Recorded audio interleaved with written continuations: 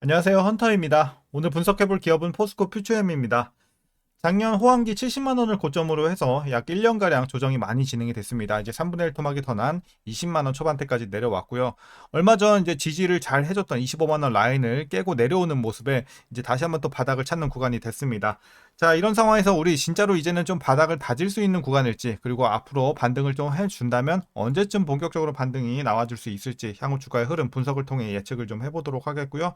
이제 보유자분들 대응이 중요해졌습니다. 앞으로 목표가는 어디까지 설정하면서 투자 기간 어떻게 좀 가져가면서 대응해야 될지, 그리고 지금은 많이들 물려 계실 수밖에 없는 구간인 만큼 평단 관리 어떻게 진행하면서 향후에 본전 탈출 혹은 익절까지 노려볼 수 있을지 다양한 투자 전략 함께 알아보도록 하겠고요.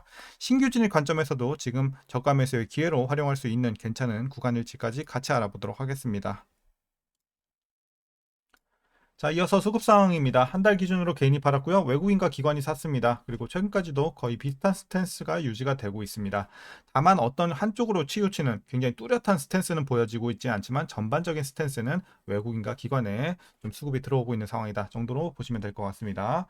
자, 이어서 이제 신용 잔고율 보시게 되면 1% 미만까지 내려왔습니다. 과거 대비 좀 내려왔고 안정적인 비율 보여주고 있어서 걱정 없습니다.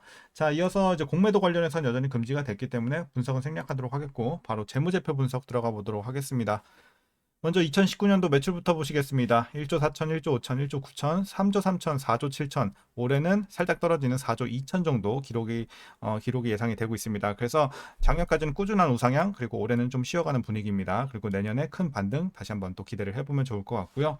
이어서 영업이익도 비슷한 흐름으로 보시면 될 것 같은데 이제 하락과 반등이 조금 더 빨랐다는 거, 작년에 저점으로 해서 올해부터 개선이 들어오고 있고 향후에도 가파른 상승 기대가 되고 있습니다.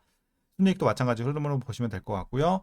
이어서 분기별로 전년 대비 영업이익만 한번 비교해 보도록 하겠습니다. 먼저 2분기는 500대에서 27 크게 눌렸고요.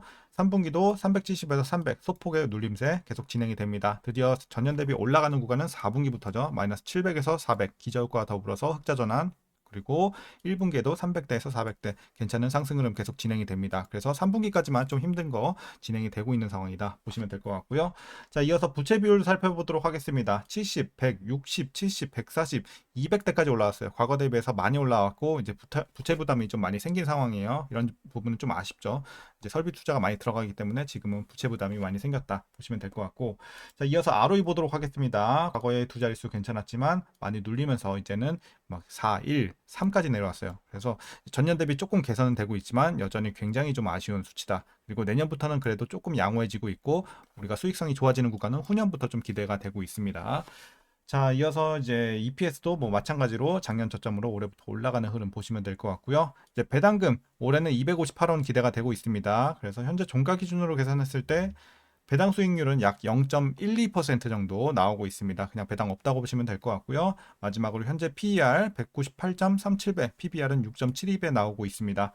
그리고 현재 주가 밸류에이션 상황은요. 지금은 이제 저평가 구간에 들어왔다고 보여지고 있어요. 물론 지금 실적 상황만 봤을 때는 지금은 적정 주가긴 하지만 앞으로의 실적 개선 가능성을 우리가 좀 염두에 뒀을 때는 이제는 저평가로 보는 게 맞다라고 개인적으로 판단하고 있습니다. 자, 그럼 이어서 동사 관련 이슈 한번 살펴보도록 하겠습니다. 광물 가격 급락의 부정적 레깅 효과로 판매 단가는 직전 분기 대비 13% 하락했습니다. 그리고 N65 등 유럽으로의 판매 물량 재차 감소에 매출액도 감소했는데요. 상반기 고객사의 실질 판매량을 웃돌았던 생산 규모는 현재 재고 부담으로 작용하고 있는 아쉬운 상황입니다. 그리고 GM의 전기차 판매 목표 하향 이후 LG 엔솔의 첨단 제조 생산 세액 공제 규모도 하향 조정된 점을 우리가 감안해 봤을 때 조정된 얼티엄 셀 지향 공급 물량도 지속적으로 좀 확인이 필요해 보이는 상황이고요.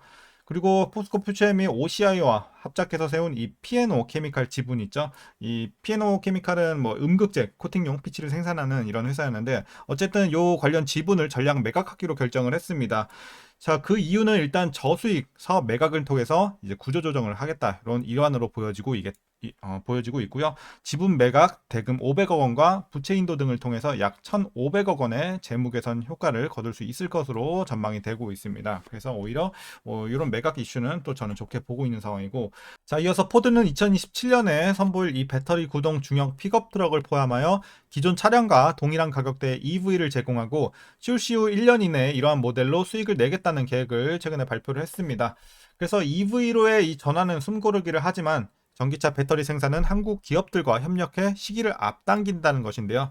그래서 이제 포스코 퓨처엠은 포드와의 이 양극재 공급 추진설에 대해 미국 포드사와 포스코 그룹의 최고 경영자 회동 이후 양사 간 양극재 공급과 관련해 협의를 진행하고 있다 이렇게 밝히기도 했으니까 또 기대를 해보면 좋을 것 같습니다. 자, 이제 마지막 이슈는 혼다 관련 내용입니다. 자, 일본 혼다와 함께 올해 말까지 최종 계약 체결을 목표로 배터리 합작법인 설립 논의를 이어가고 있습니다. 두 회사는 올해 4월 북미 합작법인 설립을 위한 업무 협약 체결을 한 바 있기 때문에 또 기대를 해보면 좋을 것 같습니다. 최근에 좀 안 좋은 업황도 있고 일부 또 향후에 좋아질 내용도 있는 상황입니다. 자, 이슈는 이렇게 좀 정리하도록 하겠고, 그럼 여러분들 마지막으로 투자 전략 설명 드리면서 영상 마무리하도록 하겠습니다. 자, 먼저 신규 진입 관점. 저는 긍정적으로 보고 있습니다. 이제는 뭐 어느 정도 바닥을 잡았다고 보고 있고 올라갈 일만 남은 상황인데 언제 올라가느냐가 좀 문제가 되겠죠. 제가 개인적인 이제 견해로는 한 그래도 연말 가까이 가서는 좀 본격적으로 올라갈 것으로 보여지고 있고 한 달 정도는 조금 횡보할 가능성도 높아요. 올라가 준다면 굉장히 좀 완만한 흐름 그리고 거의 횡보 느낌의 흐름으로 좀 보시면 될 것 같고 한 10월 이후 그리고 대선이 좀 빨리 끝나야지 본격적으로 올라갈 수 있는 그림 좀 기대를 해볼 수 있을 거라고 저는 개인적으로 좀 보고 있으니까 어쨌든 연말에서 내년까지는 충분히 좀 보유하는 관점으로 중장기적으로 끌고 갈 수 있는 그런 상황을 만들어 주시는 게 좋을 것 같습니다. 지금 상황에서는요. 그래서 물론 뭐 해리스가 되면 좋겠죠. 대선 같은 경우도. 하지만 어쨌든 해리스가 안 된다고 하더라도 뭐 트럼프가 된다고 하더라도 물론 뭐 2차 전제는 안 좋을 수밖에 없긴 하지만 지금 밸류에이션 이런 것들을 고려해 봤을 때 그리고 오히려 불확실성, 자, 선거라는 불확실성이 제거된다는 측면에서는 누가 돼도 어쨌든 나쁠 건 없어 보인다. 저는 개인적으로 이렇게 보고 있습니다. 하지만 기왕이면 해리스가 되면 더 좋겠죠. 2차 전지 입장에서. 자, 이렇게 좀 말씀드리도록 하겠습니다. 그래서 어쨌든 말이 좀 새는데 자, 신규 진입 괜찮은 가격이다 말씀드리겠고 이어서 보유자분들 대응 방법입니다. 먼저 목표가부터 설정하도록 하겠습니다. 자, 현재 일단 많이는 못 보고 있어요. 일단은 자, 불확실성도 있는 만큼 지금은 30만 원 정도 보고 있습니다. 이 정도. 자, 30만 원까지는 지금 열려 있는 상황이다 보시면 되겠고 올해 말에서 내년까지 가면서 차차 목표 주가는 올려잡을 수 있는 환경 좀 조성이 되지 않을까 보고 있으니까 좀 기대해 보면 좋을 것 같습니다. 자, 그리고 이제 여러분들 그래서 어쨌든 꾸준하게 좀 중장기로 대응하셔라 이렇게 말씀드리겠고 마지막으로 위에서 물려 계신 분들 대응 방법입니다. 뭐 대부분 해당이 되실 것 같은데 제가 라인 두 개만 더 드리도록 하겠습니다. 자, 39만 원 라인 그리고 25만 원 라인입니다. 자, 이게 뭐냐면 일단 기본적으로 여러분들 목표 주가 밑으로 30만 원 밑으로 맞춰 주시는 건 디폴트 값으로 보시되 일단 여러분들 혹시라도 과거에 고점에서 너무 고점에서 물려서 30만 원 밑으로 못 내린다 하시는 분들은 최소 39만 원 밑으로는 좀 맞춰 주셔라. 가능하신 구간까지 내려 주시면 좋을 것 같습니다. 그래서 가이드라인을 하나 더 드렸고요.